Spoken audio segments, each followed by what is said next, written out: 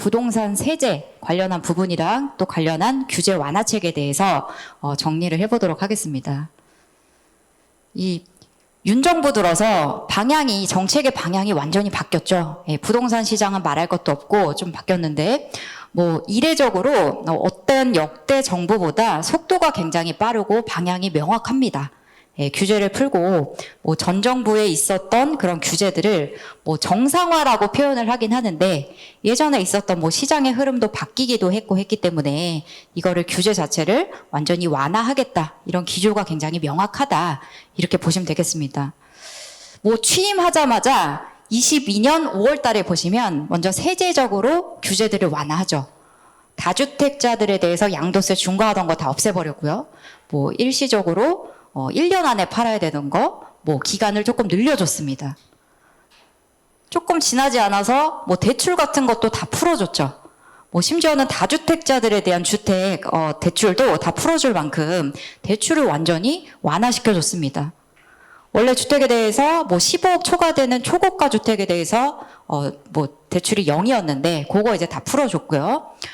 그리고 주담대도 저희가 9억까지는 40%, 넘어가는 부분은 20%까지 LTV가 상한이 있었다라고 하면 걔를 50%까지 대폭 완화를 해주는 그런 완화책을 계속해서 쓰고 있습니다. 올해 초였죠. 올해 초에는 아예 규제 지역 자체를 없애버렸습니다. 예, 강남 3구랑 용산구를 제외하고는 다 이제 조정 대상 지역을 해제시켜 버렸기 때문에 사실상의 규제를 다 없애버렸다라고 해도 과언이 아닐 만큼 모든 규제가 지금은 풀려 있는 상태다. 예, 이렇게 이해해 주시면 되겠습니다. 본격적으로 이제 세제적으로 어떤 부분이 바뀌었는지를 제가 정리를 한번 해봤는데요. 보시면 다주택자 양도세 중과 완화, 일시적 2주택 기간 완화, 그다음에 종부세 중과 폐지, 취득세. 예, 보시면 취득, 보유, 양도 전 단계의 부동산 세금이 지금 완화된 상태라고 보시면 됩니다. 예, 모든 단계의 세금의 규제가 없다. 예, 이렇게 봐도 무방한 상황이에요.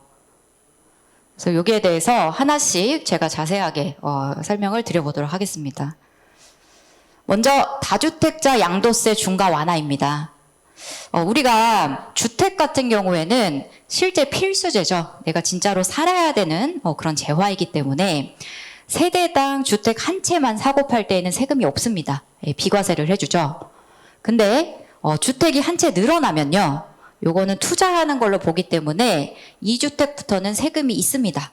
근데 이제 상승기 때 문재인 정부 때는 그 2주택부터는 이제 투기 수요로 봐서 거기에 대해서 중과를 하고 있었다라고 하면 지금은 여기에 대해서 그냥 일반 과세로 중과를 유예해 준 거죠. 요게 보시면 사례를 들어가지고 조금 세금 차이가 얼마나 나는지를 제가 한번 계산을 하면서 보여드리도록 하겠습니다. 제가 사례를 조금 극단적으로 하기 위해서 서울에 주택 3채 있는 사람을 한번 가정해 보도록 하겠습니다. 일단 부럽죠. 서울에 3채 집 있는 거. 예. 이게 보시면은 내가 5억에 산 집을 15년 보유했다가 15억에 판다라고 가정해 보겠습니다. 얼마 번 거죠? 10억 번 거죠. 15년 들고 있었는데 10억 번 거라고 가정을 해 보겠습니다. 근데 이제 예전에는 그 3주택 중과세율이 적용될 때 세금을 보시면요, 내가 그 세금 얼마 내야 되는지 계산을 해보면 10억 벌었는데, 10억 벌었는데 내야 될 세금을 보시면 7억 5천입니다. 10억 양도 차익 났을 때 원래 세율이 이제 42%인데 여기에 대해서 3주택자에 대해서는 30%가 중과되기 때문에 72% 곱하고 나면 10억 벌면 남는 게 별로 없죠. 근데 요거를 이제 풀고 나면 세금이 어떻게 됩니까? 2억 8천이 됩니다. 10억 벌면 2억 8천이 됩니다. 그래서 원래는 다주택자들이 10억 벌었는데 거의 8억 가까이 되는 세금을 내고서 팔질 않다가 이걸 풀리면서 이거 풀어줄 테니까 조금 매물 좀 내놔라라는 거를 정부가 이제 유도를 하는 거죠. 여기에다가 양도세적으로 또 한 가지 규제를 풀어줍니다. 바로 그 이사를 위한 일시적 2주택. 우리가 주택 2채가 있을 때 2채까지는 투기 수요로 보겠지만 진짜로 실수요로 이사를 위해서 2개를 같이 겹치게 갖고 있었던 기간에 대해서는 어느 정도 인정을 해주겠다, 이런 취지로 있는 규정이라고 보시면 되겠습니다. 이 요건을 보시면 내가 원래 갖고 있는 주택을 취득한 다음에 이제 1년 지나고 나서 이사 갈 새로운 주택을 취득을 하고 이거 취득한 날로부터 3년 내에 예전 주택을 팔면 거기에 대해서는 주택을 한 채로 봐서 비과세를 해주죠. 근데 이게 그 상생기 때 규제를 했을 때는요, 보시면 지금 연도에 따라서 1년으로 축소가 됐다가 2년으로 늘었다가 이제 지금 3년까지 완화를 시켜준 겁니다. 이게 내가 이사를 가려고 집을 사놨는데 1년 안에 집을 팔려고 하면 사실은 뭐 진짜로 이사 가는 수요는 그렇겠지만 팔기 힘들겠죠. 지금같이 매물이 잠긴 시기에는 더 이게 힘들 거기 때문에 단계별로 요거를 풀어준 케이스라고 보시면 되겠습니다. 뭐 요건 자체는 굉장히 잘 아실 테지만 여러분들이 조금 잘 놓치시는 분들 이렇게 1번 요건 중에 이런 요건이 있어요. 내가 주택을 산 다음에 하나의 주택을 하나 더 살 때 그 1년 텀이 필요하다. 요거 놓치시는 분들이 굉장히 많으시거든요. 요 1번. 이따가 제가 사례에서도 한 번 더 설명을 드릴 테지만 내가 이 텀이 1년은 있어야 된다라는 점, 그 점은 좀 유의해 주셨으면 좋겠습니다. 이런 일시적 2주택 규정은요, 재건축 주택에 대해서는 별도 특례가 있습니다. 예. 내가 3년 안에 집을 팔려고 하더라도 재건축이 들어가는 입주권 같은 경우에는 뭐 공사기간이 지연되고 뭐 둔촌주공 사태 보시면 아시겠죠.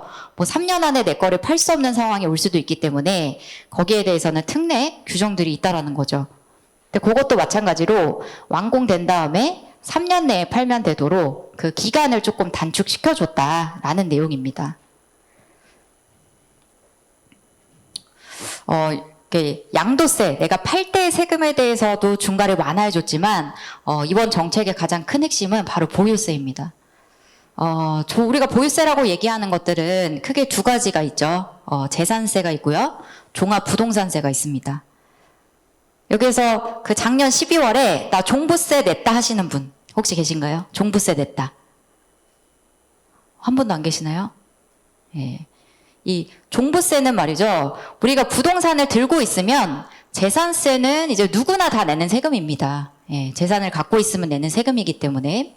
근데 이 종부세는 조금 성격이 다르다라고 보시면 됩니다. 종부세는 일정 금액, 기준 금액을 넘어가는 사람만 내는 세금이고, 일단 내가 주택수가 많더라도 이거를 다 합산을 해서 일정 금액이 넘어가야만 내는 세금입니다. 예, 그렇기 때문에 뭐 전국적으로 보면 이 종부세를 내는 사람이 사실 1%도 안 돼요. 예, 근데 여기에 대해서 이거를 넘어가는 사람들, 뭐 서울에 집 조금 들고 있다라고 하면 갑자기 여기에 대해서 중과를 엄청나게 해버렸기 때문에 부담들이 많아져서 여기에 대해서 지적들이 굉장히 많았죠.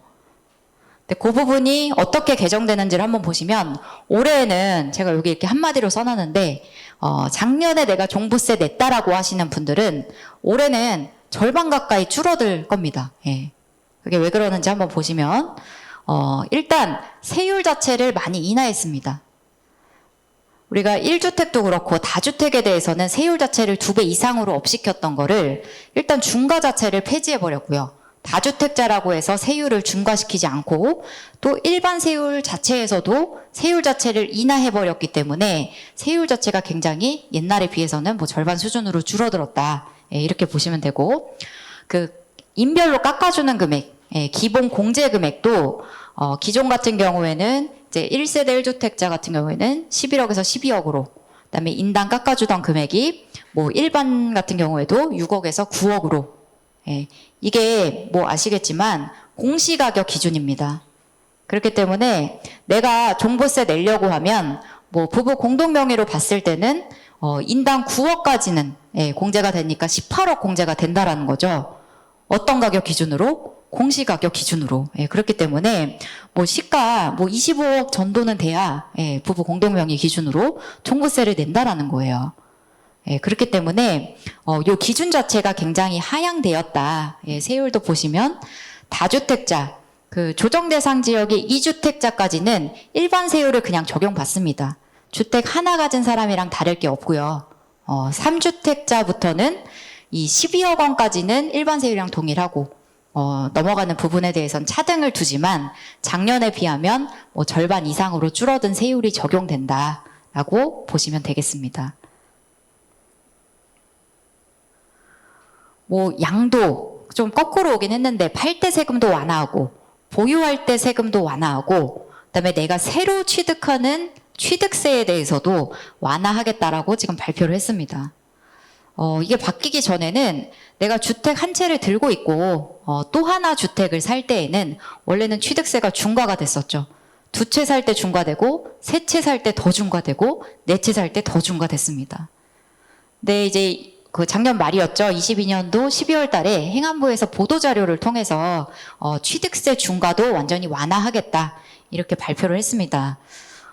보시면은 결론적으로는 지금 우리 규제 지역이 다 없어졌죠. 물론 강남 3구, 용산구를 제외하고는 이제 규제 지역은 없어졌기 때문에 내가 주택 한 채가 있는 상태에서 비조정 대상 지역, 그러니까 서울 안에 강남 3구 빼고 용산구 빼고 하나를 더 취득한다라고 하면 원래도 그 일반 세율이 그냥 적용됐었습니다. 바뀐 기준에 있어서도 그냥 일반 세율이 적용이 됩니다. 그렇기 때문에 규제 지역을 풀게 되면 사실은 취득세 완화를 하지 않아도 일반적인 경우에서는 취득세 중과가 적용되기 조금 어려운 시장이었는데 여기에서도 이제 중과되는 세율마저도 그냥 일반 세율처럼 완화를 시키겠다. 중과된 세율에 대해서 인하를 시키겠다라고 발표를 한 거죠. 다만 이 내용은 그 12월 21일부터 소급 적용하겠다라고 얘기는 하긴 했지만 아직 이제 그 여야 합의가 되지 않았기 때문에 법은 아직은 개정 전입니다. 그래서 조금 취득을 앞두고 있거나 12월부터 지금 사이에 취득하셨던 분들은 이 법이 지금 개정이 어떻게 될 건지를 좀 트래킹을 해주셔야 될 것 같습니다. 그리고 마지막으로 이제 뭐 분양권이라던가 단기 양도세율도 이거는 이제 윤 정부 들어서 23년 경제 정책 방향에 대해서 발표했던 내용 중에 있었던 내용인데 그 예전에 1년 안 돼가지고 파는 것들 2년 안 돼가지고 파는 것들에 대해서 올렸던 세율을 예전 수준으로 정상화를 시키겠다라는 내용입니다. 그래서 모든 내용이 보시면 지금 우리가 취득할 때 내는 세금, 보유할 때 내는 세금, 양도할 때 내는 세금, 모든 단계의 세금 자체가 그 완화 규조로 돌아섰고 뭐 디테일하게도 아직 조금 남아있는 부분은 있긴 하지만 대부분의 규정들이 지금은 예전 수준으로 2019년 이전 수준으로 다시 회귀가 됐다. 뭐 이거를 정부에서는 세제의 정상화라고 표현을 하는데 그 규제 자체가 지금은 예전 수준으로 돌아갔고 규제되는 게 거의 남아있지 않다 이렇게 이해하시면 되겠습니다.